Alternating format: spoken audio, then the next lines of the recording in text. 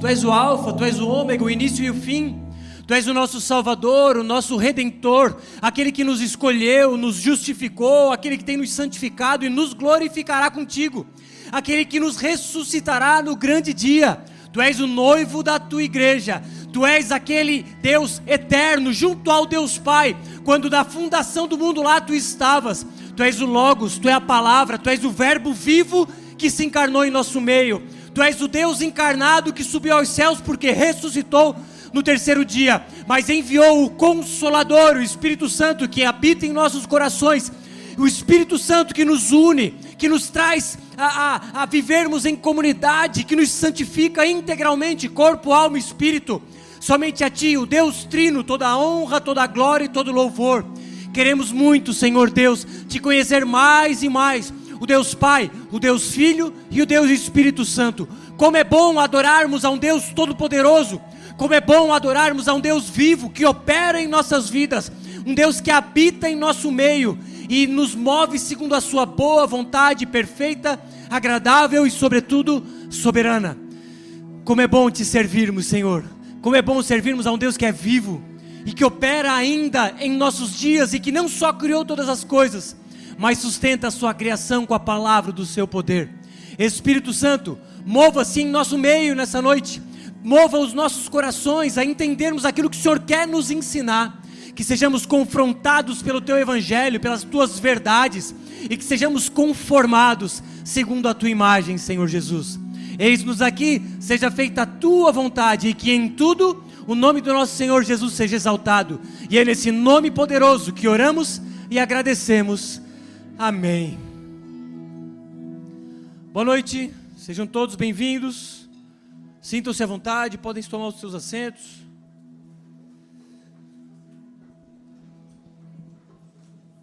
Se você nos visita pela primeira vez, você é muito bem-vindo nesse lugar.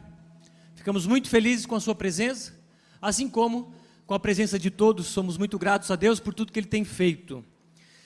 E hoje é um dia, uma noite alegre, em que iniciaremos uma nova série.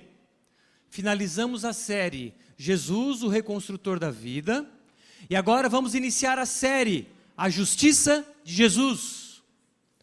Repito, finalizamos a série Jesus, o Reconstrutor da Vida, que falamos sobre o livro de Neemias, e hoje vamos iniciar uma série que abordaremos o livro de Gálatas, ou melhor, a carta de Paulo aos Gálatas. Uma carta maravilhosa que, à medida em que a gente se aprofunda nela, muitas coisas mudam em nossa mente, mas sobretudo em nosso coração.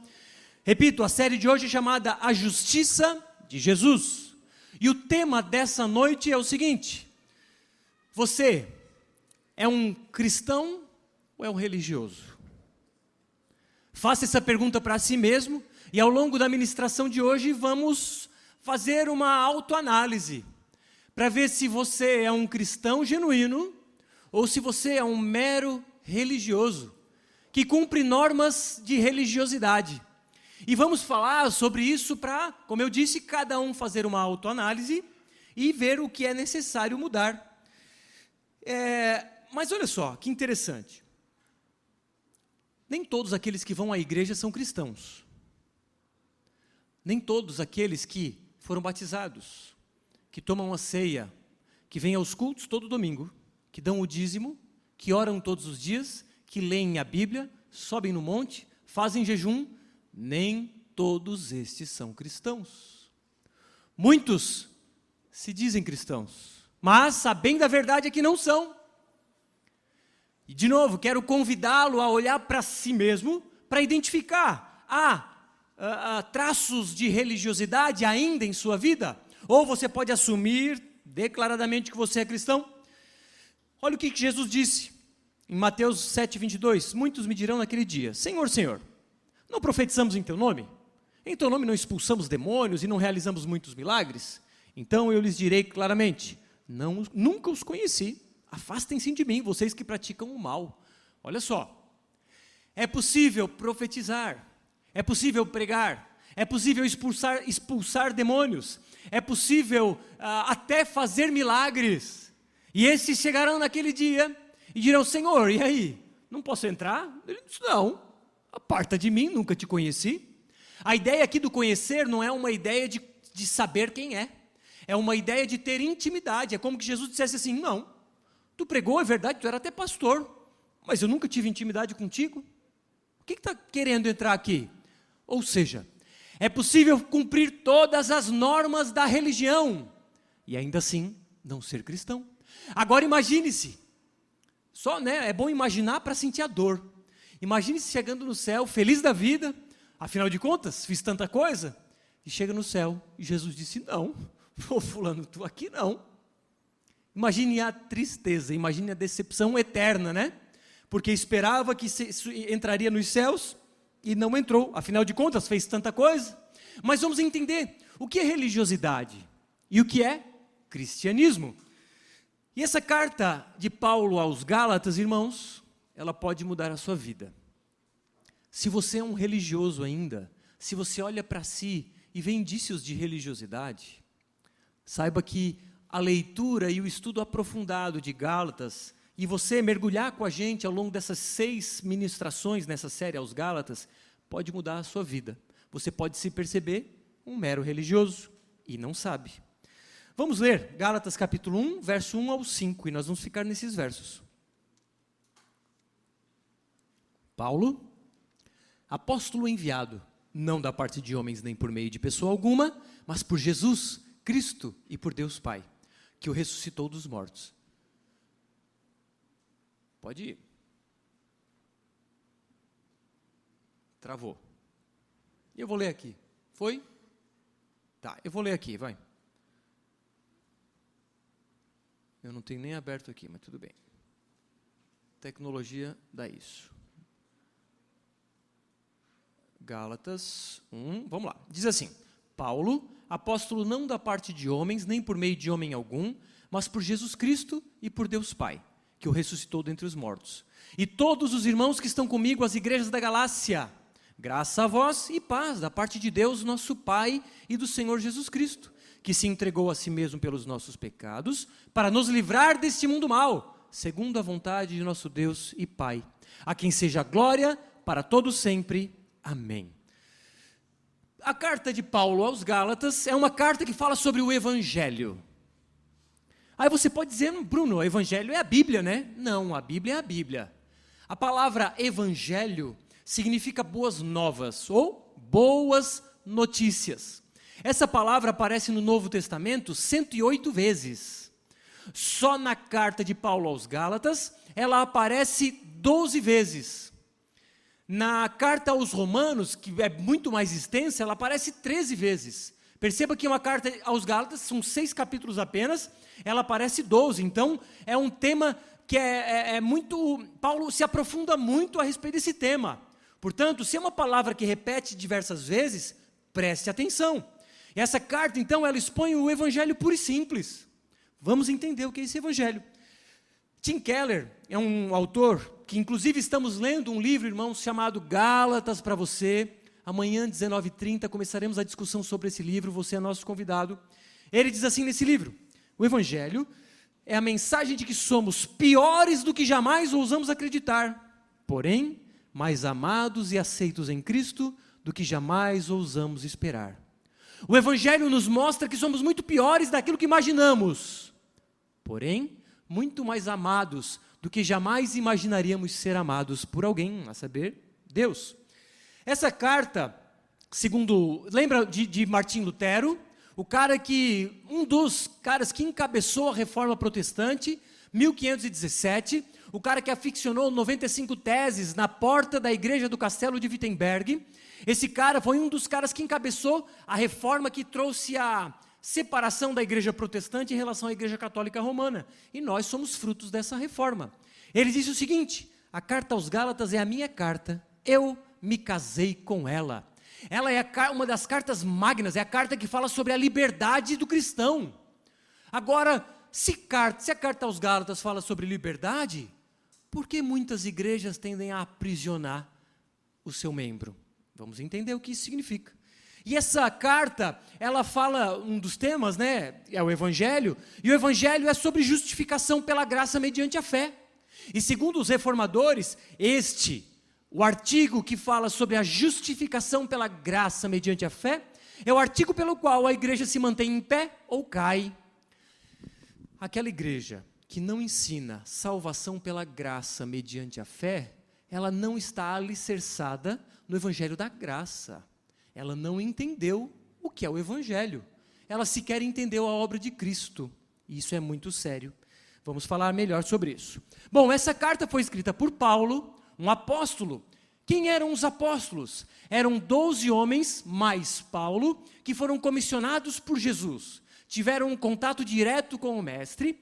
Paulo, em 3 anos que ele estava na Arábia, depois de Jesus subir aos céus, esses caras aprenderam aos pés de Jesus e foram enviados por ele.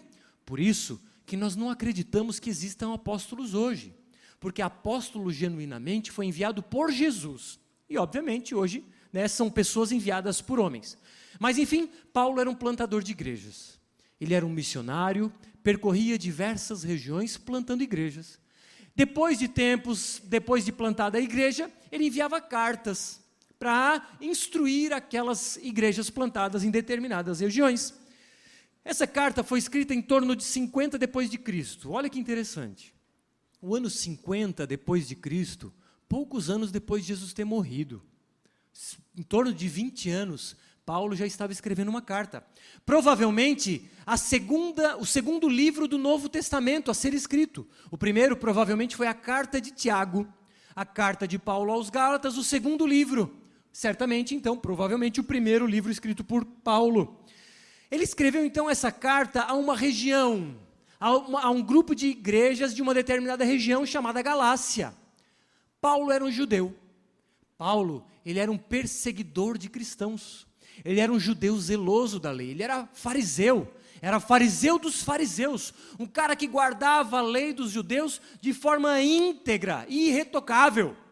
E ele não só isso, mas ele perseguia cristãos. Até que um dia, em uma viagem para Damasco, ele carregava consigo cartas do sumo sacerdote, porque se ele encontrasse cristãos no meio do caminho, ele poderia prendê-los. Paulo, então, pronto para prender cristãos, de repente ouve uma voz do céu, dizendo: Saulo, Saulo, que era o antigo nome dele, por que me persegues? Ele fica cego e ali ele entende que ele estava perseguindo Jesus Cristo. Nesse momento, Saulo se converte e passa então a ter sua vida completamente transformada. De perseguidor do cristianismo a um grande e magnífico teólogo, de um perseguidor de cristãos a um plantador de igrejas cristãs. Perceba a diferença absurda de antes e depois na vida dele, neste momento. Ele se converte e ele começa então a plantar igrejas em várias regiões. Temos aí, irmãos, os judeus, Paulo era judeu. Os judeus, foi o povo de onde Jesus veio. Eles tinham uma série de leis, as leis de Moisés. Mas os judeus foram os primeiros a se converter ao cristianismo. Como diziam, a seita do caminho. Então os judeus se converteram, mas nas regiões circunvizinhas de Jerusalém, os gentios começaram a se converter. Gentil era aquele que não era judeu. Ele era encarado como se fosse um bárbaro, E eles começaram a se converter. Que interessante, a região da Galácia, uma região bem distante de Jerusalém, os caras que não eram judeus começaram a se converter ao cristianismo. E as coisas começaram a acontecer naquela região, mas missionários começaram a chegar naquela região com mensagens adulteradas. Eram os missionários judaizantes. Eles diziam o quê? Ok, a salvação é pela graça, mediante a fé em Jesus Cristo. Sim, mas você precisa guardar o sábado, você precisa circuncidar o seu filho, e você mesmo, homem, você também precisa guardar as leis dietéticas, ou seja, você não pode comer os animais impuros, aqueles considerados ao judaísmo como impuros. Ou seja, o que esses judaizantes estavam falando? Ok, Jesus salva, mas tem uma série de regras que você precisa seguir, só assim você vai ser salvo. Sabe o que isso significa? É aquela mensagem que fala: Jesus salva, mas tem que cumprir mais umas regras. Se você não cumprir essas regras, você não vai para o céu. Era isso que os judaizantes estavam fazendo. Era isso que estava pervertendo a mensagem original de Paulo. Pasmem, irmãos, isso ainda continua em nossos dias. Você pode percorrer inúmeras igrejas que supostamente são cristãs, e eles vão dizer o seguinte: sim, você é salvo pela graça mediante a fé em Jesus Cristo, mas você tem que dar o dízimo, senão você vai para o inferno. Você tem que orar, você tem que ler a Bíblia, você tem que ter uma conduta moral irretocável, senão você vai para o inferno. Perceba o que está por trás disso. Palavras verdadeiras, que têm aparência de piedade, quando colocadas no momento certo, elas são piedosas. Você deve orar, você deve lutar contra os seus pecados, você deve jejuar, você deve sim entregar as suas ofertas e dízimos às igrejas, você deve ver uma vida piedosa, ler a Bíblia, vir aos cultos, não há dúvida. Mas nada disso contribui 1 milímetro no que diz respeito a você ter mérito em sua salvação. E muitas igrejas dizem que tem. Eles vão dizer que você precisa manter a salvação. Se você viver uma vida no pecado, você vai perder a salvação. Aquilo que Cristo Jesus fez na cruz já não vai mais ser suficiente para ti. Você tem que fazer mais alguma coisa. São igrejas que falam, ok, Jesus, mais alguma coisa. E era sobre estes que Paulo dizia: o quê? Vocês estão dando ouvidos para esses caras? Esses caras sejam amaldiçoados. Depois leia Gálatas 1, do verso 6 ao 10. Paulo vai dizer 2 vezes: anátema, amaldiçoado, seja separado de Cristo esses caras que estão pervertendo o evangelho da graça. Esses caras estão adulterando a mensagem da cruz. Eles estão colocando coisas a mais. Hoje alguns colocam até a menos. E esses caras estão pervertendo a mensagem que tem poder. Por isso que pessoas não se convertem. Porque elas não estão ouvindo o genuíno evangelho da cruz. Porque a mensagem ou ela é diluída para ser melhor recebida no coração das pessoas, ou ela é colocada com uma carga de legalismo, dizendo, olha, é Jesus, mas você tem que cumprir mais regras. Se por um lado uns pegam mais leve do que deveriam, para não espantar o cliente, por assim dizer, o outro coloca um fardo ainda maior. De um lado ou de outro, aquela graça barata ou o legalismo, nenhuma dessas mensagens leva ao céu. E isso é triste e perigoso. Mas então Paulo nessa carta combate os judaizantes. Paulo não pega leve. Paulo não tem dedos para lidar com esses caras que estavam pervertendo o evangelho. Ele chama de amaldiçoados. Mas isso eu deixo para você ler em casa. Vamos ler então o verso 1 ao 5, novamente, está na tela agora? Vamos lá. Eu, Paulo, escrevo esta carta, eu que fui chamado para ser apóstolo, não por pessoas ou por meio de uma pessoa, mas por Jesus Cristo e por Deus, o Pai, que o ressuscitou, Jesus da morte. Todos os irmãos que estão aqui comigo mandam saudações às igrejas da Galácia. Que a graça e a paz de Deus, o nosso Pai, do Senhor Jesus Cristo, estejam com vocês. Em obediência à vontade do nosso Deus e Pai, Cristo se entregou para ser morto, aqui, a fim de tirar os nossos pecados e assim nos livrar deste mundo mau. Olha só, cristianismo não é uma mensagem intelectual. Também é verdade, mas o cristianismo, ele nos livra deste mundo mau. Algumas versões vão dizer, ele nos arranca desse mundo mau. Aqui é uma ideia como que uma planta sendo arrancada. Imagine uma arvorezinha com suas raízes, e aí vem um agricultor e arranca essa árvore do solo. Assim fomos nós, arrancados literalmente desse mundo mau. Mas aqui é importante nos atentarmos para a palavra mundo. Essa palavra mundo no original, passa o verso 5, ela é a mesma palavra que aqui, ó, a Deus seja glória para todos sempre. A palavra mundo, em grego, é a mesma palavra para sempre, ou para séculos dos séculos. 5, a Deus seja glória para os séculos dos séculos. O que isso significa? Agora o 4. Ele é para nos livrar deste século mau, deste tempo tenebroso, é sobre isso que ele está falando. como é a mesma palavra, mas claro, para o português, para facilitar o nosso entendimento, eles traduziram por mundo. Mas a ideia é que Jesus nos arranca de um tempo tenebroso. A Bíblia fala sobre a era presente e a era vindoura. Vivemos a era presente e Ele nos arranca dessa era presente, e quando Jesus voltar, viveremos então a era vindoura. Mas perceba que somos arrancados. Isto é o Evangelho. Ele tem poder para nos arrancar. Agora eu pergunto, uma planta pode se arrancar a si própria? Uma planta pensa assim, essa terra está muito seca, vou sair daqui e vou naquela área lá que é mais úmida. Nenhuma planta pode se auto-arrancar. Agora, por que você acha?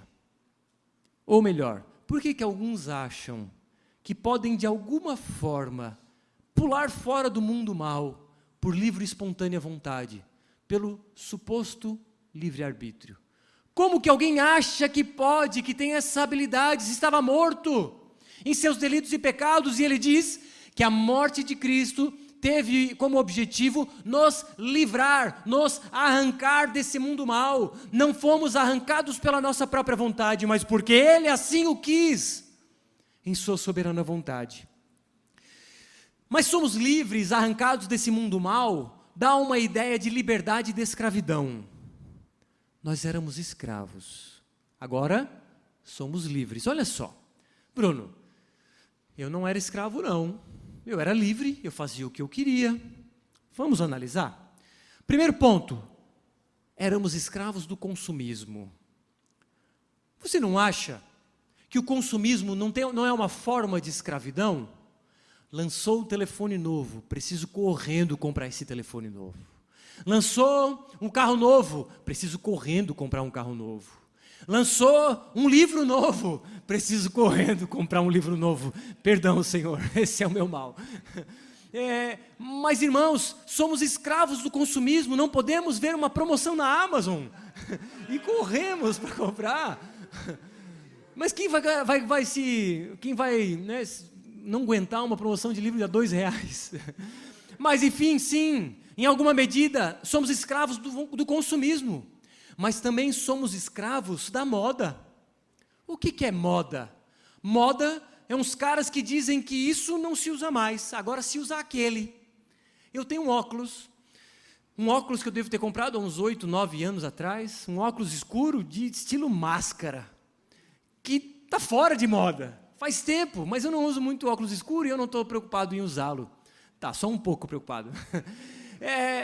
Mas, olha só, a moda diz, não, esse óculos não se usa mais, tem que ir um óculos menor, estilo anos 80, mais quadrado, e vai diminuindo. Daqui a pouco, eles vão aumentar o tamanho do óculos, então eu vou guardar esse óculos para quando a moda voltar. Nós somos escravos disso, escravos da moda, do modismo. A bermuda que há tempos atrás era no joelho, agora vai encurtando, e a coxa fina aparece cada dia mais. Muda de assunto para não pensar sobre isso. Somos escravos da exposição. Agora, por conta dessas ferramentas virtuais, somos escravos. Não basta ter. De que adianta ter um carro novo se ninguém sabe? De que adianta ir para a Disney se ninguém vê que eu estou na Disney? Adianta alguma coisa? Não. Todo mundo tem que saber. De que adianta eu entregar uma cesta básica se os irmãos da igreja não souberem? De que adianta eu ir para a academia se as pessoas não virem a minha barriga tanquinho? De que adianta, então, uma escravização da aparência, da exposição hoje, escraviza seres humanos e eles precisam mostrar. Mas também éramos escravos do pecado. Quem aqui, quando era velho homem, antes de sua conversão, conseguiria não pecar? Alguém aqui já experimentou? Não, a partir de hoje eu não vou pecar mais. Alguém aqui conseguiu ficar ao menos uma semana, de repente um dia, 2 horas? Provavelmente não. Não éramos capazes, não éramos livres, éramos escravos do pecado. Agora, como que um escravo consegue ter liberdade? Não tinha. Havia o que chamamos de livre escolha. Você tinha sim uma liberdade de escolher entre pecar e não pecar. Mas qual era a sua tendência? Nós éramos tendenciosos para o pecado. Se havia diante de mim o caminho bom e o caminho ruim, qual era a minha tendência? O caminho ruim. Isso era ser escravo do pecado. Éramos também escravos de Satanás e de um sistema maligno que entrava com setas em nossas mentes e, pasmem, ainda entra, mas não mais nos escraviza. E o pior, irmãos, é hoje ainda fazer parte de uma igreja e ser escravo da religiosidade. Algumas pessoas são escravas da reputação moral. Acham que os seus princípios morais farão deles merecedores de entrar no céu. Outros acham que os seus exercícios espirituais, tipo oração, leitura bíblica, culto, dízimo e assim por diante, fará também você merecedor de entrar nos céus.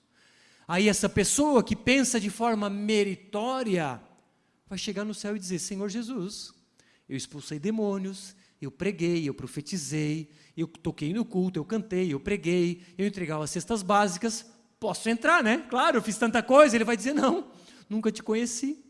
Por quê? Porque eu estava fazendo essas coisas para receber uma recompensa. Todos os sistemas religiosos da face da terra, judaísmo, islamismo, catolicismo romano, hinduísmo, espiritismo, todos são meritórios. Todos os sistemas de crença religiosas, por assim dizer, todos os sistemas de fé têm um caráter meritório. Você faz para merecer algo em troca. O Espiritismo diz que você vai evoluir espiritualmente se você fizer boas obras. O catolicismo romano diz que você vai ser salvo se você cumprir os mandamentos, ser batizado, casar e cumprir os sacramentos. O judaísmo diz que você vai ser salvo se você cumprir a lei de Moisés. O islamismo diz que você vai ser salvo se você cumprir as leis do Alcorão. E assim por diante. O cristianismo autêntico é o único sistema de crenças que diz que não é aquilo que você faz que te faz merecedor dos céus, é aquilo que Jesus fez que nos torna aptos a entrar nesse caminho. Portanto, não tem mérito nenhum, só que isso é humilhante. Vamos lá. Bom, mas como que Jesus nos libertou? O verso 4 já está aí. Em obediência à vontade do nosso Deus e Pai, Cristo se entregou para ser morto, a fim de nos tirar dos nossos pecados e assim nos livrar deste mundo mau. Como é que Jesus nos resgatou? Como é que Jesus nos arrancou daquela terra em que as nossas raízes estavam profundas? Ele se entregou a si mesmo. Por que Jesus teria que morrer? Por quê? Todos pecaram e destituídos estão da glória de Deus. Alguém aqui nunca pecou? Então você deveria ser condenado. Todos nós deveríamos ser condenados porque todos pecamos.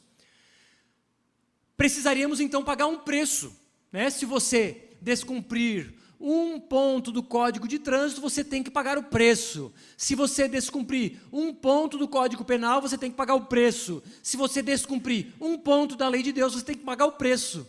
E Tiago diz, se você descumprir um ponto, você está condenado de todos. E agora? O preço a ser pago é no inferno. Todos merecemos o inferno. Mas Deus, que é rico em misericórdia, enviou Jesus. E o sacrifício de Jesus na cruz foi um sacrifício de substituição. A ira de Deus deveria cair sobre mim e sobre vocês, e Jesus leva a ira do Deus Pai sobre ele. Por isso que Jesus foi para a cruz, para receber sobre ele a ira de Deus Pai, que nós não aguentaríamos. Jesus pagou o preço que nós deveríamos pagar. Por isso, um sacrifício de substituição é o que a Bíblia chama de redenção. Redenção é alguém pagar o preço por um escravo. Por exemplo, eu sou escravo do Greicon.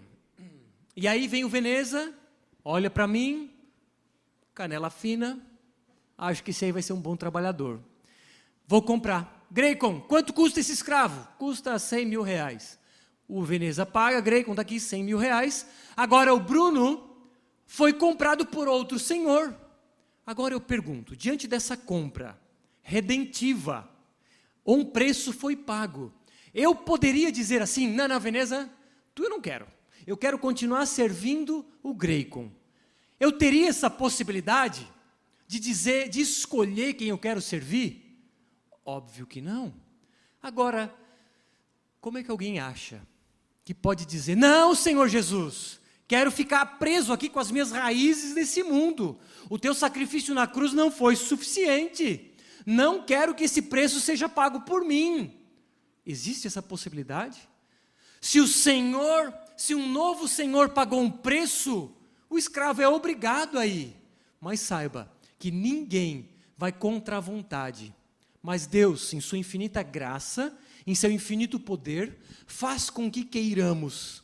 Por quê? É Ele que opera em nós o querer e o efetuar. Saiba que se você desejou um dia por Cristo, foi Ele que criou esse desejar no seu coração.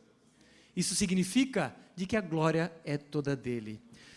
Agora, se esse preço foi pago, se eu sou posse agora do Alex, eu posso um dia ser comprado por outro escravo, por outro senhor, aliás?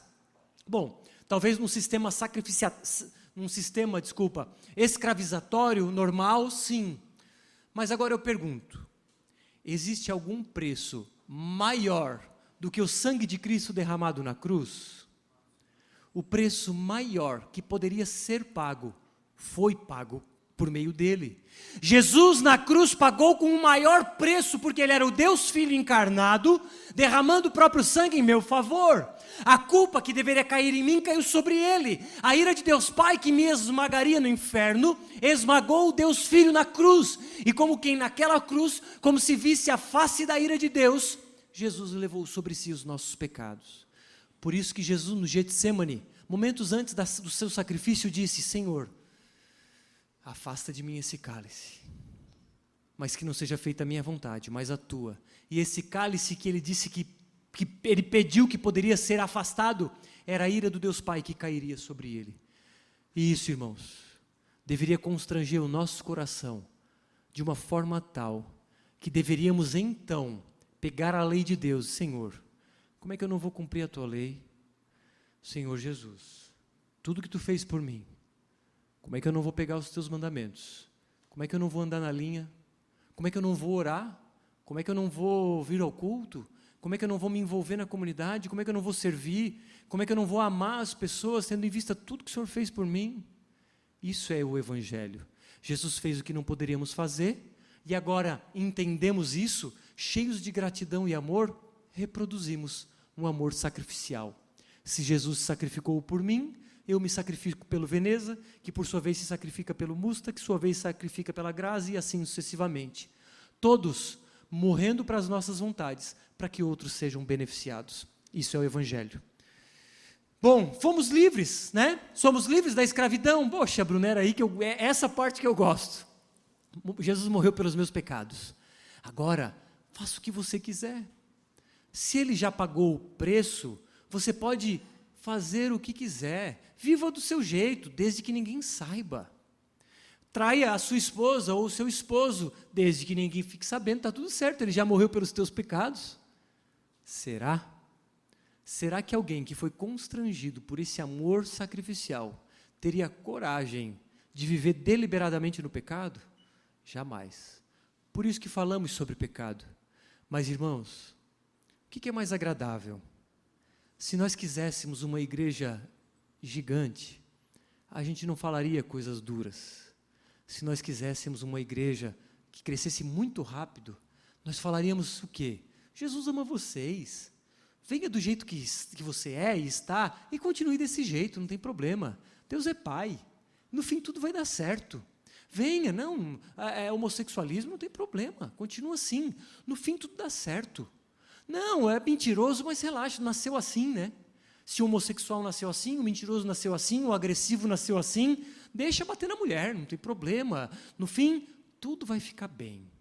Irmãos, seria tão mais fácil dizer que Deus é Pai e que vai ficar tudo bem, fique do jeito que você está. Seria tão mais fácil diluir um Nescau, uma colher de Nescau em 2 litros d'água. Seria tão mais fácil diluir a mensagem da cruz de uma forma que seja muito mais palatável a todos, seria tão mais fácil. Mas nós estamos aqui, como Paulo disse, no verso 10. Por acaso, Gálatas 1:10, leia em casa. Por acaso eu estou aqui para agradar homens? Se eu quisesse agradar homens, eu não seria servo de Cristo. Porque, às vezes, ser servo de Cristo implica em não agradar homens. Porque a mensagem da cruz, ela exige transformação de caráter. E isso, às vezes, as pessoas não querem. Bom, mas vamos lá. Fomos livres para quê? Livres do pecado. Para viver em santidade. Para lutar, porque antes éramos escravos do pecado, agora somos livres para não pecar, agora podemos servir ao nosso Senhor Jesus com todo o coração, antes não podíamos, agora podemos. Mas esse sacrifício na cruz, será que ele foi aceito por Deus? Vamos ver o verso 1.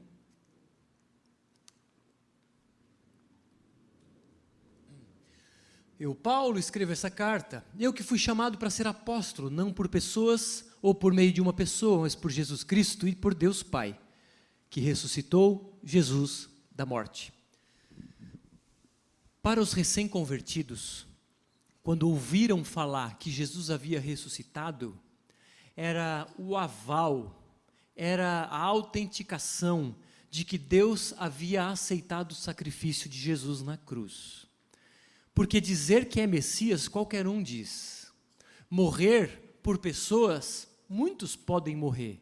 Agora, ao terceiro dia, ressuscitar, aí só o Messias. E quando Deus ressuscitou Jesus, é como que Deus carimbando e dizendo, eu aceito esse seu sacrifício. Eu não estou mais irado para com o Bruno. Agora eu derramo graça sobre a vida dele. Porque ele quis. Agora, não mais temos uma condenação sobre nós. O que Paulo diz aos Romanos? Nenhuma condenação há para aqueles que estão em Cristo Jesus. E ele também diz agora, no capítulo 5, agora temos paz com Deus. Antes, inimigos, agora amigos de Deus, porque Jesus resolveu o nosso problema. Se havia um abismo entre Deus e Bruno, Jesus foi a ponte desse abismo. Jesus resolveu o nosso problema. Ele nos reconciliou com Cristo. Por quê? Esse sacrifício foi aceito por Deus. Como sabemos, Deus Pai ressuscitou Jesus dentre os mortos. Mas qual foi o resultado desse sacrifício? Qual foi o resultado desse aceite? Verso 3. Que a graça e a paz de Deus, o nosso Pai e do Senhor Jesus Cristo estejam com vocês. O resultado do sacrifício de Jesus em nosso favor foi que nós recebemos a graça e a paz. O que é graça? Graça é o favor que não merecíamos.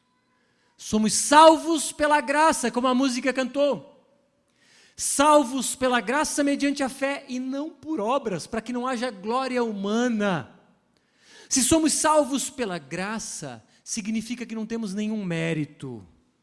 Agora, como pode alguma igreja colocar regras para ser salvo? Como pode alguém enviado às vezes do inferno dizer que você precisa cumprir normas para ser merecedor da salvação? O ser humano ama ter mérito. O ser humano ama recompensa. O ser humano amaria chegar aos céus. O ser humano, aquele velho homem que ainda insiste em se reviver aqui dentro de mim, sabe o que ele amaria? Ele amaria chegar no céu e Jesus, de braços abertos, dizendo, Bruno, mandasse bem demais na terra. Bruno, cara, tu era bom demais. Aquele dia que tu levou a cesta básica do pessoal lá, nossa, esse dia aqui, eu e o Espírito Santo vibramos. E aquela mensagem que tu trouxe para a igreja naquele dia, nossa. Eu disse, Deus Pai, nós mandamos bem fazer o Bruno. E era isso que eu queria. Era isso que eu queria, chegar lá e Jesus dizer, Bruno, tu foi o cara na terra, 10, nota 10 para ti. E mais, quando todo mundo subir no céu, eu vou chamar tu aqui na frente e vou dizer, pessoal, se vocês tivessem seguido o exemplo do Bruno, sabe qual vai ser o resultado? Quer dizer, qual seria o resultado? Eu choraria, orgulhoso de mim mesmo. Vocês já viram chamar igrejas que chamam alguém na frente e começam a dizer assim: irmãos, o Joãozinho é o cara. Irmãos, ele se deixa gastar pelo evangelho. As marcas que ele traz no corpo, nossa, fazem dele um grande homem de Deus. Irmãos, sejam como ele. À medida em que você fala isso desse Joãozinho, ele começa a se debulhar em lágrimas, porque ele ama tanto receber a recompensa, ele ama tanto receber um afago em seu ego. É isso que o homem quer, irmãos, e é isso que vocês querem, e é isso que eu quero também. O nosso velho homem ama ser recompensado, e o nosso velho homem ama viver no mérito. Ele ama receber essas recompensas, e ele amaria chegar aos céus pelos próprios esforços meritórios, pela sua conduta moral e pelas suas obras maravilhosas diante dos céus. Ele amaria os aplausos de Deus Pai, mas não foi assim que Deus quis. Não foi dessa forma. Ele disse que a salvação é por graça. Se a salvação é por graça, não é porque merecemos, é porque Ele quis fazer. Por quê? Vamos ver. E é paz também, Ele nos dá graça e paz. Como eu disse, agora nós temos paz com Deus. Qual é o nosso mérito em tudo isso? Verso 4. Em obediência à vontade do nosso Deus e Pai, Cristo se entregou para ser morto, segundo a vontade de nosso Deus e Pai. Sabe por que fomos salvos pela graça? Segundo a vontade de Deus e Pai. Temos alguma recompensa nisso? Nenhuma. O mérito é todo do Deus Pai, Deus Filho e Deus Espírito. Porque Ele quis, porque Ele é soberano e Ele tem misericórdia de quem Ele quiser. Então, se o mérito é todo dele, de quem é a glória? Verso 5. A Deus seja a glória para todo sempre. Amém. Se eu tivesse um pingo de responsabilidade, eu teria um pingo de glória. Como eu não tenho responsabilidade nenhuma, porque aquele que começou a boa obra é fiel para terminar, e é Ele quem faz essa obra integralmente, eu não tenho responsabilidade alguma, então eu não tenho glória nenhuma, significa que eu não tenho mérito nenhum, porque a glória é toda dele. Quer dizer que aos que predestinou, a esses também chamou, e aos que chamou, a esses também justificou, e aos que justificou, a esses também glorificou. Tem alguma voz ativa aqui? Alguém fez aqui alguma coisa desses termos? A voz ativa é no sentido de que Ele é o ativo e faz tudo em nossas vidas, desde a predestinação, chamado, justificação e glorificação. Você pode ler em Romanos 8:30, você que nunca enxergou a palavra predestinação na Bíblia, pode ler lá. Mas isso, irmãos, é extremamente humilhante, por isso que é um escândalo, por isso que a mensagem da cruz é escandalosa, porque diz assim: tu não tem mérito nenhum, é graça, é tudo Deus quem faz. Mas um homem que ama ser recompensado por suas obras vai dizer: não, eu preciso ser responsável. Ele vai dizer: não, tu não és responsável, é por graça. E por isso que essa mensagem nos humilha, porque o homem ama ter mérito. Quero chamar o louvor aqui e concluir essa mensagem de hoje.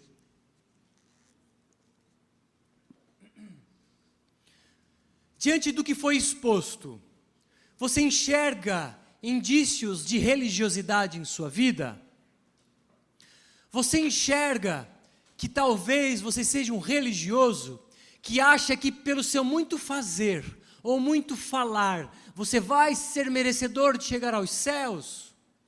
Você consegue enxergar um desejo de reconhecimento, um desejo de ser merecedor, um desejo de contribuir para com a sua salvação?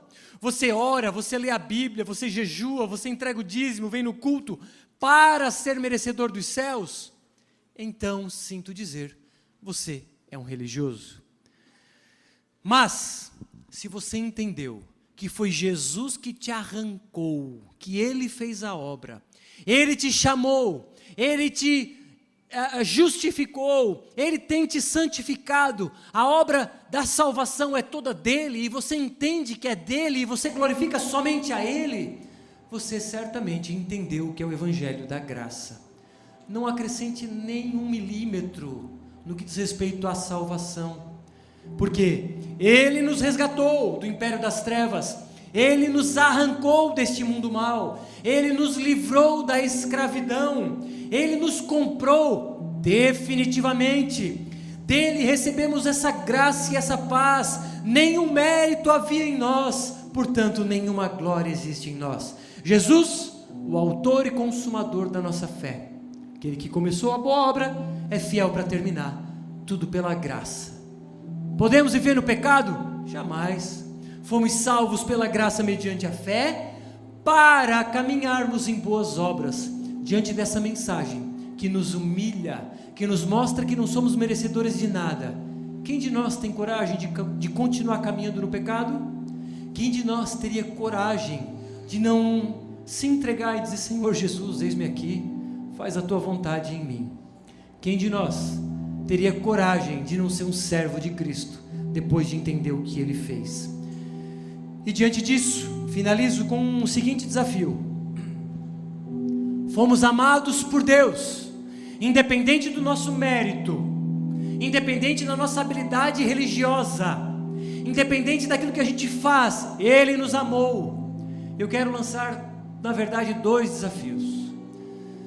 Todos que estão aqui sentados ou de pé estão desafiados a, primeiro, expressar este amor para com alguém que não frequenta alguma igreja cristã protestante saudável.